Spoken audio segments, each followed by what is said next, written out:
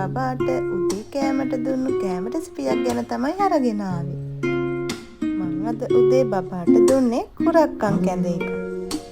කුරක්කන් කැඳ හදන්න නම් ඉතින් ඕන එක්කෙනෙක් දන්නවනේ. මම ඉස්සෙල්ලාම කුරක්කන් පිටි ටික හොඳින් බැද ගන්නවා. සමහර අය නම් පිටි බදින්නෙත් නැතුව හදනවා. හැබැයි මම නම් පිටි ටික බැදලා අරගෙන තමයි කෑම එක හදන්නේ. මම මේ විදිහට කුරක්කන් පිටි ටික විනාඩි 2-3ක් අඩු ගින්දරේ බැද ගන්නවා. මම පිටි ටික බදින්න කලින් රටේදී ඇට 2-3ක් මේ විදිහට උණු වතුරේ පෙඟෙන්න දාලා තමයි තිබුණේ.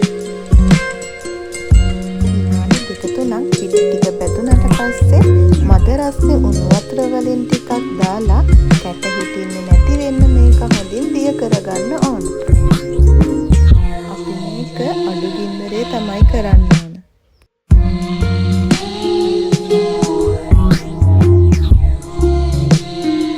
පිටි ටික වතුරේ හොඳින් දිය වුණාට පස්සේ අපි කලින් පෙඟෙන්න දාලා තිබුණු රට ඉඳි ටික පොඩි කෑලි වලට කපාගෙන මේකට ඇඩ් කරන්න ඕන. කැමති නම් ඔයාලට රටේ ඉඳි සිරප් උනත් මේකට ඇඩ් කරන්න පුළුවන්.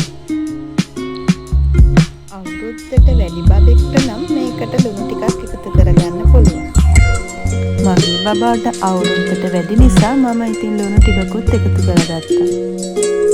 ඊට පස්සේ උකු පොල් කිරි වලින් ටිකක් එකතු කරලා මේක හොඳින් මික්ස් කරගන්න ඕන. අවුරුද්දට වැඩි බබෙක්ට නම් පොල් කිරි වෙනුවට ෆ්‍රෙෂ් මිල්ක් උනත් ගන්න පුළුවන්. අපි මේක කැටි හිටින්නේ නැති වෙන්න හොඳින් මික්ස් කරගන්න ඕන. හැබැයි යාළුවනේ මේක අඩු ගින්දරේ තමයි කරන්න ඕන.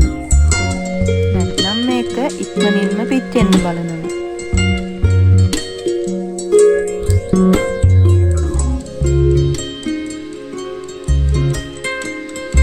ඔන්න දැන් නම් කැඳේක හොඳට තැම්බෙලා තියෙනවා. අපිට ඕනම් මේක කැඳ එකක් විදිහට ගන්නත් පුළුවන්, තලපයක් විදිහට ගන්නත් පුළුවන්. තව වෙලාවක් මේක ලිපේ තිබ්බොත් මේක ඝන වෙනවා. මම ඉතින් ලිප ඕෆ් කරලා කෑම එක නිමුණට පස්සේ බබා කෑම කන භාජනයට කැඳ එක දාගත්තා. මේ තියෙන්නේ මම බබාට දෙන බටර් එක. කැඳ එකට බටර් ටිකකුත් ඇඩ් කරලා තමයි මම බබාට කවන්නේ. වෙනදට කවද්දි මම කෙසෙල් ගෙඩියකුත් ඇඩ් කරනවා. අද නම් ගෙදර ඉතින් කෙසෙල් ඉවර වෙලා.